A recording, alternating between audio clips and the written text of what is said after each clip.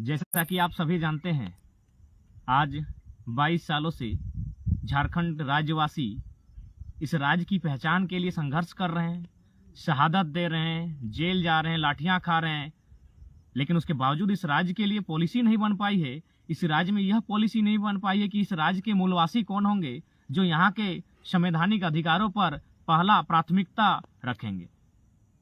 भारत देश निश्चय ही राज्यों का संघ है। क्योंकि आज तक हमने जो भी बातें कही हैं मुखस्ती कही हैं, लेकिन आज वही बातें हम किताब का रेफरेंस लेकर कहते हैं। और लोकेशन तो आपको मालूम ही होगा, एक ऐसी जगह जहां हमको सबसे ज्यादा पावर मिलता है।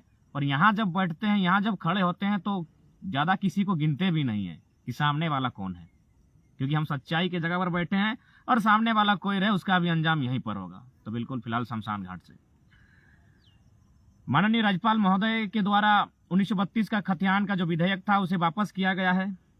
साथ ही नियोजन नीति नहीं बन पाई है, उसे भी हाईकोर्ट ने असंवैधानिक कहा। तो ये संविधान संविधान संविधान संविधान, इसकी दुआही केवल झारखंड के साथ। संविधान तो ये भी कहता है, चंडीगढ़ हाईकोर्ट ने 2013 में जजमेंट भी दिया है कि एक व्यक्ति किसी एक ही राज्य में उस राज्य का निवासी हो सकता है।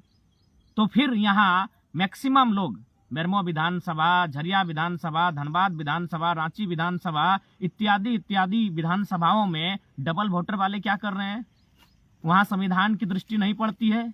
वहां माननीय राज्यपाल महोदय के अलावा जो बुद्धिजीवी हैं, जो संवैधानिक प्रक्रिया के अंग हैं, क्या उन्हें दृष्टि नहीं दिखती है कि अवैध वोटर यहाँ कैसे आए हैं, जिनका अपने राज्यों में भी मतदान करते हैं और झारखंड में भी आके मतदान करते हैं? क्या वो संवैधानिक है? जब वही हाईकोर्ट कहती है कि एक व्यक्ति एक ही राज्य में अपने डोमिसाइल को रख सकता है, निवासी सब भारत के हैं लेकिन स्थानीय एक राज्य का होता है। निवासी का होना अलग विषय है, स्थानीय का होना अलग विषय है। तो हम लोग बात कर रहे हैं डोमिसाइल पॉलिसी की, और ये प्रत्येक राज्य में है। हर एक राज्य का जो संरचना हुआ है, प्रांत की जो रचना हुई है, राज्य पुनर्गठन अधिनियम 1953 के आधार पर, तो कहीं ना कहीं लोकेलिटी के आधार पर, लोकल भाषा, लोकल संस्कृति के आधार पर हुआ है, ताकि उस राज्य के लोग जो उस भूभाग में बसते हैं उन्हें अवसर मिलेगा, उन्हें नियोजन में अवसर मिलेगा, उन्हें व्यापार में अवसर मिलेगा, उन्हें अन्य जो मामले हैं, अन्य जो आर्थिक स्थिति सुदृढ़ करने के रास्ते हैं, उनमें पहला अवसर मिलेगा उसको जो उस प्रांत के मूल निवासी होंगे। इसीलिए राज्यों का गठन हुआ है, इसीलिए नए नए राज्य बने हैं, ताकि किसी को अंधकार में ना रखा जाए, किसी को हास्य में ना रखा जाए, किसी को नीचे नहीं रखा जाए, सबको ऊपर आने का मौका मिले। लेकिन झारखंड की जब बात आती है, पता नहीं इनकी क्या मानसिकता है, पता नहीं ये लोग क्या चाहते हैं। असंवैधानिक नियोजन नीति हो तो असंवैधानिक, स्थानीय नीति हो तो असंवैधानिक। तो भाई इसका मतलब है झारखंड संविधान यहाँ चलता ही नहीं है, हर चीज असंवैधानिक है। चलिए, अब हम लोग तो जो भी बातें अब तक रखे हैं मुखस्ती रखे हैं, लेकिन चलिए, बहुत सारे लोगों को लगता है कि हम लोग कहते हैं वो किताबों में है कि नहीं, तो आज किताब लेकर ही बैठे हैं। सबसे पहले लोग ये दुहाई देते हैं आर्टिकल 15 और 16 का। तो सबसे पहली बात जान लीजिए, आर्टिकल 15 जो है वह जाति, धर्म और लिंग के आधार पर भेदभाव की बात नहीं कहता है। यानी इस देश में धर्म को लेकर, खासकर जाति को लेकर भेद होता था, ये तो सच्चाई है। महिला और पुरुष को लेकर भेद होता था। तो ये आर्टिकल उनके लिए है जो इंसान के साथ जाति धर्म के आधार पर भेद करते थे। हालांकि वहां क्षेत्र को भी जोड़ा गया है। आप अनुच्छेद 16 की बात करते हैं, नियोजन में समानता की बात करते हैं, लेकिन वहीं आर्टिकल 16(4) भी है जो राज्यवासी को, राज्य सरकार को अपने राज्यवासियों के लिए, उस राज्य के जो प्रांत के मूल निवासी हैं, उन्हें नियोजन में प्राथमिकता देने के लिए प्रावधान करने का बात कहा गया है। तो 16(4) की बात कहें, लोग बात करते हैं आर्टिकल 19, जो कि आर्टिकल 19 कहता है कोई कहीं भी रह सकता है, बस सकता है। लेकिन आर्टिकल 19(5) को भी देखिएगा, वहां अनुसूचित जनजाति क्षेत्रों के लिए विशेष कानून है। उसी आर्टिकल की जो बात करते हैं, 19 की बात करते हैं, तो 19 में आर्टिकल 19(5) भी है। उस बात को भी जरा गौर कीजिएगा, जो संवैधानिक है, संविधान की पुस्तक ही है। हालांकि इन बातों को अभी तक हम लोग भाषणों में रखे हैं तो मुखस्ती रखे हैं, क्योंकि हम लोग को ये सारी चीजें याद है, कंठस्थ है। लेकिन आज रेफरेंस लेके बात कर रहे हैं, 19(5) को भी देखिएगा कि 19(5) क्या कहती है। उसके बाद आपका अरुणाचल प्रदेश में इनर लाइन परमिट लगता है, ILP, इनर लाइन परमिट। यानी कोई वहां प्रवेश करता है तो उसे वहां के प्रशासन को, वहां की जो सिस्टम, उसे जानकारी देनी पड़ती है कि हम आपके राज्य में प्रवेश कर रहे हैं। तो क्या भाई अरुणाचल प्रदेश के पास एक विशेष कानून है, तो अगर झारखंड के लोगों को संरक्षित करने के लिए, यहाँ के मिनरल्स को लूटने से बचाने के लिए, यहाँ के लोग जो सदियों से इस भूभाग में रहते हैं उन्हें आगे बढ़ने के लिए, उन्हें आगे लाने के लिए यदि कानून की आवश्यकता पड़ रही है तो ये बार बार बीच में संवैधानिक क्यों भाई? यानी झारखंड ही हमेशा संवैधानिक है। आगे बढ़ते हैं, भारतीय संविधान आर्टिकल 170 पर आते हैं। हालांकि कल हजारीबाग में चूंकि हम डिस्टर्ब थे, हम 171 का प्रयोग किए हैं तो उसके लिए हम थोड़ा सा क्षमा चाहेंगे, वहां हमसे भूल हुई है। वो आर्टिकल 170 171 नहीं, चूंकि हम भी डिस्टर्ब हैं। हमारे दो साथी उन्हीं दोनों के बगल में बैठे हैं, इधर प्रकाश बाबू हैं, इधर विकास बाबू हैं, उन्हीं के बीच हम बैठकर अपना संदेश दे रहे हैं। तो आर्टिकल 170 को पढ़िएगा, उसमें लिखा है विधानसभाओं की संरचना।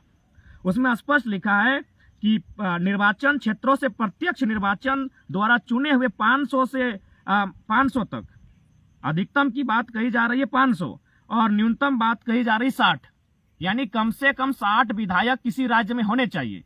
ये हम नहीं कह रहे हैं। जो लोग बार बार संविधान की रट लगाते हैं उनसे कहिए, भारत का संविधान आर्टिकल 170 जो विधानसभा में संरचना की बात करता है, जिसे हम लोग विधानसभा कहते हैं, वहां 168 में विधानमंडल की बात कही गई, 169 में विधान परिषद की बात कही गई, 170 में विधानसभा की बात कही गई और 171 में फिर से विधान परिषद की बात कही गई है।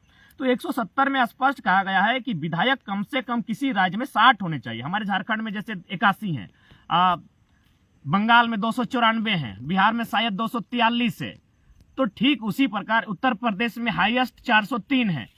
तो कम से कम 60 विधायक प्रत्येक राज्य में होना चाहिए, यह संविधान कहता है। ठीक है, चलिए संविधान को मानते हैं। अब फिर आगे आते हैं और इसी संविधान में क्या लिखा है उसको भी जानना होगा।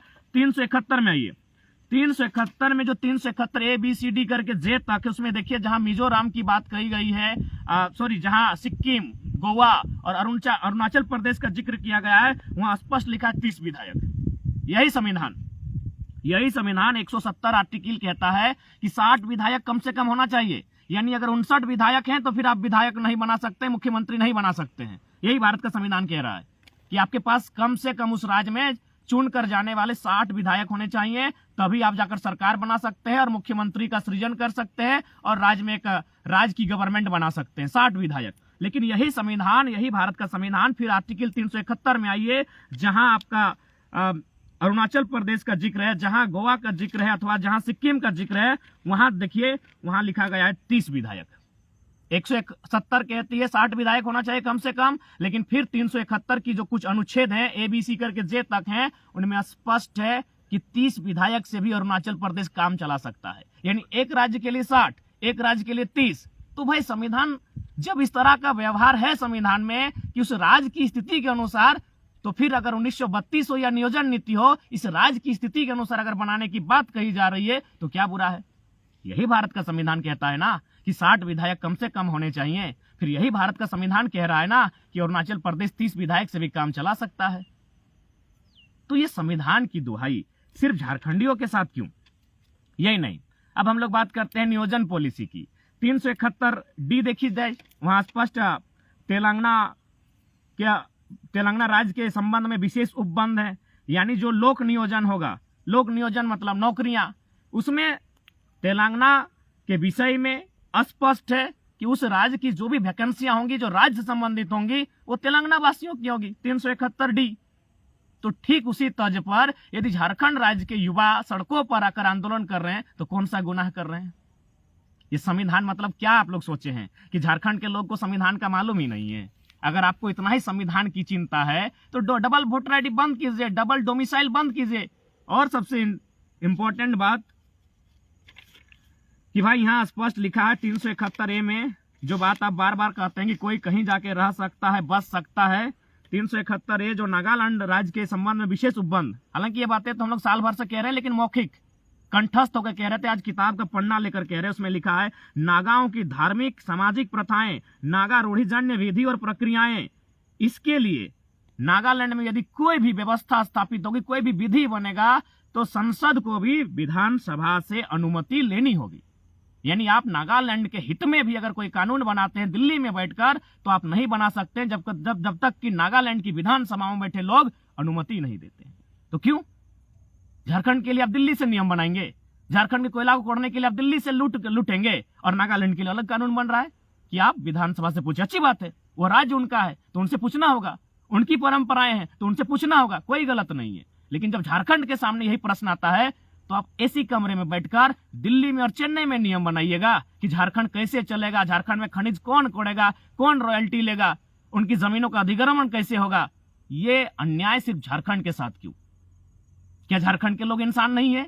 क्या ये दूसरे ग्रह से आकर बसे हैं? क्या इनके प्रति किसी की ममता नहीं है? अगर है तो आइए देखिए यहाँ जो भूमि अधिग्रहण का खासकर जो कानून है, किस प्रकार यहाँ की जमीनों को कब्जा किया जाता है, उस पर भी अगर चर्चा करेंगे। तो आइए अब अनुसूचियों की बात करते हैं। अनुसूची 9 जहां 1932 के खतियान आधारित स्थानीय नीति को जगह देने की बात कही गई थी। 209 देखिए वहां है आपका सीएनटी की 3 अध्याय। सीएनटी का मतलब क्या होता है? सीएनटी का मतलब स्पष्ट होता है, एक एसटी का जमीन एसटी ही ले सकता है, एससी का जमीन एससी ही ले सकता है, ओबीसी का जमीन ओबीसी ही ले सकता है। तो भाई ये रांची में, धड़ल्ले से, धनबाद में, बोकारो में, शहरी क्षेत्रों में झारखंडी लोगों का जमीन गैर झारखंडी, उसके समाज से बाहर, उसकी कम्युनिटी से बाहर किसने खरीदा? क्या इस पर, चूंकि जो भी सीएनटी की कानून है उसमें प्रमुख स्थान कलेक्टर को है, डीसी महोदय को है, तो क्या डीसी दोषी नहीं है? कैसे उनकी जमीन बेची गई? जो जमीनें सीएनटी में आती हैं, सीएनटी का प्रावधान है, वो रजिस्ट्री नहीं होगा, सीएनटी का प्रावधान है, उसे आपको फिर वापस करना होगा। अगर उसमें कुछ भी है, कल, कारखाना, महल, भवन, तो भी आप जमीन धारक को वापस करनी होगी। ऐसी परिस्थिति में यदि सीएनटी की जमीनें बेची गई गैर झारखंडियों को, गैर उनके समुदाय के बाहर, तो इसके लिए दोषी कौन है? क्या संविधान की नजर वहां नहीं है? क्या माननीय न्यायालय की नजर वहां नहीं है? क्या माननीय राज्यपाल की नजर वहां नहीं है? 209 सीएनटी के अध्याय भी पढ़ देते हैं। जो 3 अध्याय हैं, सबसे पहले अध्याय 8 धारा 46, 47, 48 क, धारा 49। अध्याय 10 71 धारा 71, धारा 71 क, धारा 71 ख। अध्याय 18 धारा 240, 241, 242।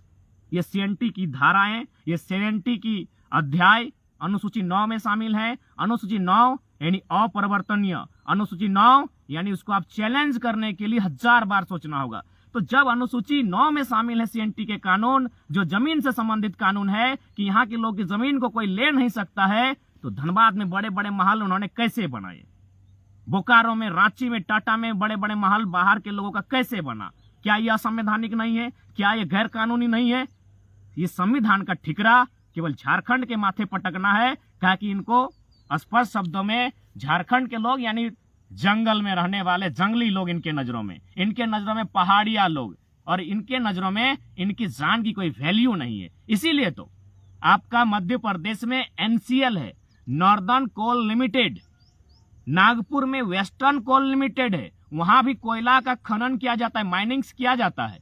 लेकिन क्या होता है, सबसे पहले एक सर्वे टीम डाटा कलेक्ट करती है और जिनका जमीन का अधिग्रहण करना हो माइनिंग्स के लिए, उन्हें पहले घर बना के देती है, फिर जाकर घर तोड़ती है। आइए आप झारखंड, आइए बोकारो, चंद्रपुरा, दुगदा, फुसरो, बेरमो, यहाँ 1950 से लोगों की जमीन अधिग्रहण की गई है, लेकिन आज तक बहुत सारे लोग हैं जिनको ना मुआवजा मिला है न नियोजन मिला है। ये कैसा देश है भाई, जहां झारखंड के साथ अन्याय? बिल्कुल आप साफ शब्दों में कहें तो झारखंड के साथ साजिश के साथ नरसंहार हुआ है। हिटलर ने गैस डालकर नरसंहार किया था 60 लाख यहूदी का। यहाँ करोड़ों की पॉपुलेशन का साजिश के साथ, गलत कानून के साथ, गलत आचरण और व्यवहार के साथ कत्ल किया जा रहा है। मध्य प्रदेश के सिंगरौली में एनसीएल है, नॉर्दर्न कोल लिमिटेड। नागपुर में जो महाराष्ट्र में आता है वहां WCL है, वेस्टर्न कोल लिमिटेड। वो तो अच्छा काम करती है, वह तो विस्थापितों को अच्छा मुआवजा देती है, उन्हें घर बनाकर देती है। लेकिन यही है CCL, यही है BCCL, और गोड्डा साइड है ECL, eastern coal limited, central coal limited, Bharat coking coal limited. ये लोग इंसान के रूप में लोभी भेड़िए हैं।